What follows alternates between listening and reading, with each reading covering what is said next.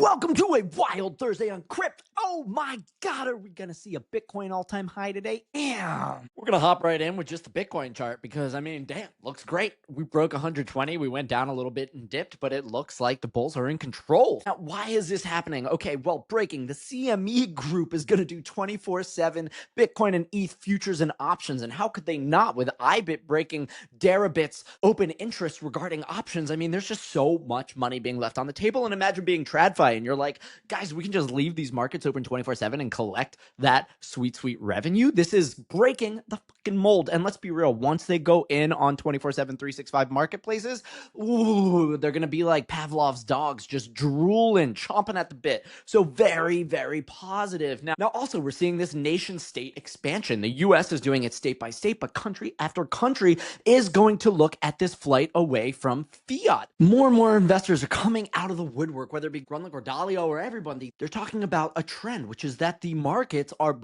not weakening, but there is an anti-fiat positioning happening. That this run in gold isn't so much as a flight to gold for safety as much as it is this anti-fiat trade. Swedish Parliament introduces a proposal for a strategic Bitcoin reserve. And how could you not want this? El Salvador is fucking crushing it. MicroStrategy, is crushing it. Bhutan is crushing it. So this is just happening over and over again. And of course, we're having the numbers come back in and being revalued. So JPMorgan sees Bitcoin climbing to 165,000 by year end, citing gold valuation gap. For anyone following along, gold is blowing through all-time highs and is just on this hockey stick curve with Bitcoin following behind.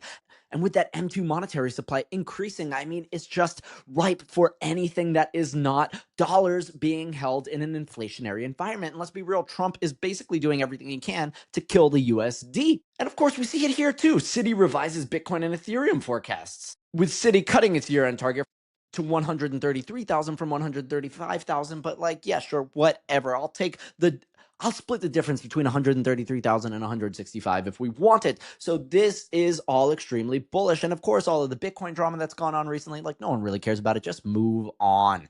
So the adoption is happening. The traditional financial institutions are looking at these options. Again, like I said yesterday, BlackRock's iBit is one of the most performant funds that they've ever had.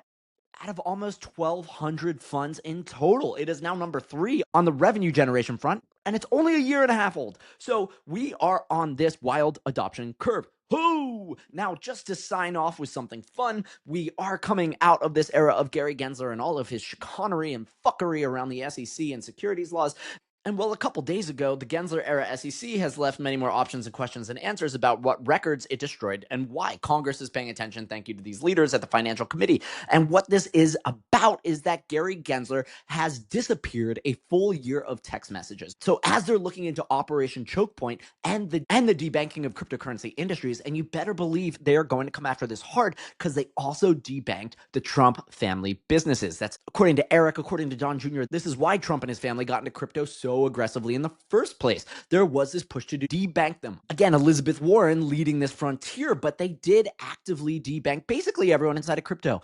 I have numerous portfolio companies. I used to have to get on the phone with the bank every week because our savings account would be closed. And all we did was touch cryptocurrency companies. We weren't even a crypto first company. And that being said, Signature Bank had ex-senator from the Democrats, Barney Frank, on the board. And he was like, hey guys, this bank is not insolvent. We have the capital. And yet they did a forcible shutdown, which caused a cascade. So this is all pretty wild. And we have Paul Growall here, the general counsel for Coinbase. So this is not like a nobody. And he is an ex-judge on financial courts. And he says, look, after the court set a hearing yesterday on the Gensler SEC's text destruction, today the SEC told the court it can't engage because of the shutdown. But the SEC shutdown plan repeatedly says that it will engage where there is a threat to property. So he's just kind of lolzing at this, and I don't blame the modern SEC. There's a lot of upgrades that have been happening, and Gensler's shadow is mostly gone. You've got Atkins leading it, and these very positive commissioners like Commissioner Peirce. So we are moving forward tremendously, but this is all very funny, and Gary Gensler, he's still appearing on TV, naysaying these assets, and man,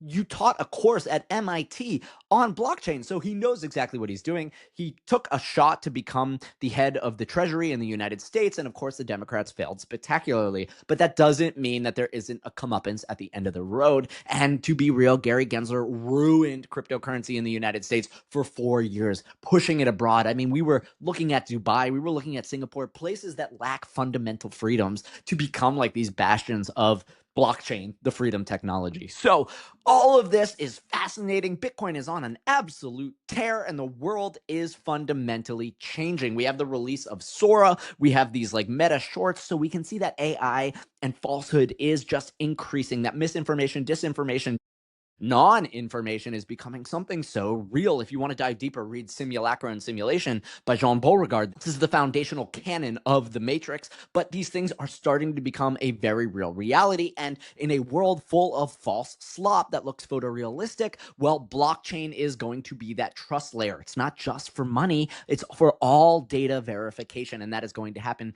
through zero knowledge proofs, which I've talked about in the past. All that being said, let's fucking go. Bitcoin all-time high. These are oh my god, exciting times. And with that being said, don't over lever on the long, because they will liquidate you on the other side, because there are amazing players ready to liquidate your ass. So stay safe, give me a like and a sub because I super appreciate it, and I will see you tomorrow.